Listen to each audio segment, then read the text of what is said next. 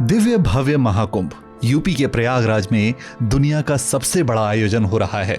यहाँ हो रहे महाकुंभ में 45 दिन में 40 करोड़ लोगों के आने का अनुमान है। ये इतनी बड़ी आबादी है कि पूरे यूरोप की आबादी इससे कम है और पूरे अमेरिका की आबादी से ये कहीं ज्यादा है। ये इतनी जनसंख्या होती है कि इससे दुनिया का तीसरा सबसे बड़ा देश बनकर तैयार हो सकता है और इतनी बड़ी जनता जुटने वाली है सिर्फ एक शहर में। ऐसे ग्रैंड इवेंट की ग्राउंड रिपोर्टिंग के लिए एनडीटीवी प्रॉफिट हिंदी की टीम पहुंची तीर्थराज प्रयाग में।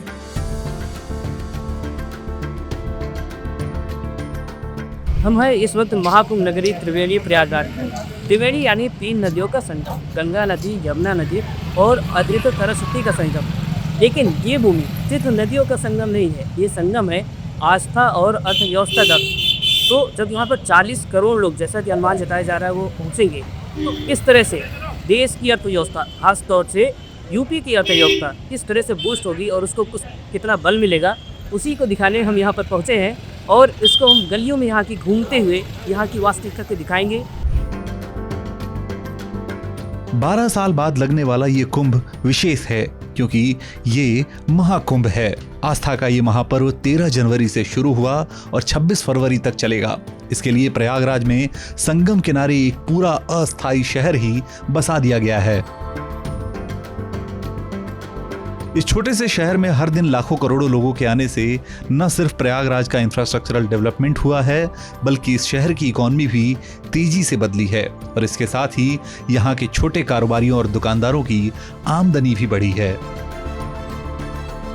पहले हम तो करते थे 4 से 5 हज़ार की सेल छोटे लेटे हनुमान जी पे। अभी नॉर्मली में 7 से 8 हज़ार रुपये धंधा हो रहा है यहाँ पे। अगर आप बताना चाहें तो प्रॉफिट इसमें कितना हो जाता है? इसमें भाई किसी कोई भी धंधा हो 50% मिलता है हम लोग को। इस आयोजन के लिए केंद्र और राज्य सरकार ने 10,000 करोड़ रुपए का निवेश किया है। प्रयागराज का तो मानो कायाकल्प ही हो गया है।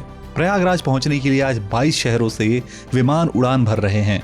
महाकुंभ के लिए कई रेलवे स्टेशन डेवलप किए गए हैं। 142 से अधिक सड़कों का चौड़ीकरण और सुदृढ़ीकरण किया गया है।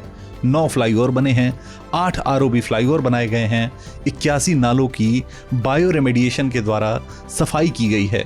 इन सभी व्यवस्थाओं का ही असर है कि आज दूर दूर से श्रद्धालु, कल्पवासी, साधु संत और पर्यटक महाकुंभ में आसानी से पहुंच जा रहे हैं और इस आयोजन और आवागमन से राज्य से लेकर देश की अर्थव्यवस्था पर गहरा प्रभाव देखने को मिल रहा है। चलिए अर्थव्यवस्था का ये गणित भी समझ लीजिए। श्रद्धालु जहां से चलेंगे और वहां से लेकर प्रयागराज पहुंचने, यहां रहने, दान धर्म करने और वापस जाने के दौरान हजारों रुपए खर्च करेंगे। टूरिज्म से जुड़ा कोई भी बिजनेस हो, चाहे होटल हो या फिर एक रेहड़ी पटरी पर दुकान करने वाला एक छोटा कारोबारी, सबका बिजनेस और मुनाफा तेजी से बढ़ा है। साथ साथ सरकार को अलग अलग प्रोडक्ट और सर्विसेज पर ट्रांजैक्शन के जरिए जो टैक्स मिल रहा है वो भी काफी तेजी से बढ़ा है। सिर्फ कैश फ्लो को समझने के लिए अगर एक मोटा अंदाजा लगाएं तो हम इस महाकुंभ की इकोनॉमिक्स को थोड़ा समझ पाएंगे। मान लीजिए कि एक व्यक्ति संगम किनारे आने और यहाँ से वापस जाने तक में अगर सिर्फ 1000 रुपए भी खर्च करता है तो 40 करोड़ लोगों से 40,000 करोड़ रुपए की इकोनॉमी बन जाएगी। चारों तरफ आस्था और अर्थव्यवस्था का ऐसा मिश्रण हुआ है कि काम करने वालों के लिए काम की कोई कमी नहीं है।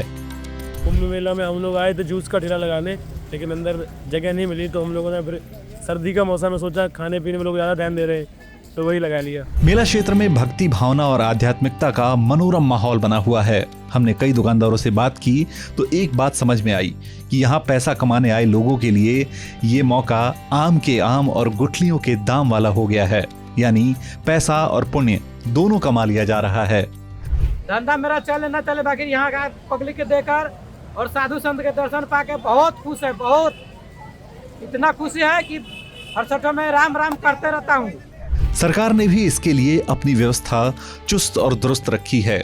चाहे सफाई हो या सुरक्षा, बिजली पानी हो या आपातकालीन व्यवस्था, प्रशासन मुस्तैदी से जुटा हुआ है। भीड़ पर नजर बनाए रखने के लिए 3000 से ज्यादा सीसीटीवी कैमरे और एआई बेस्ड कैमरे लगाए गए हैं।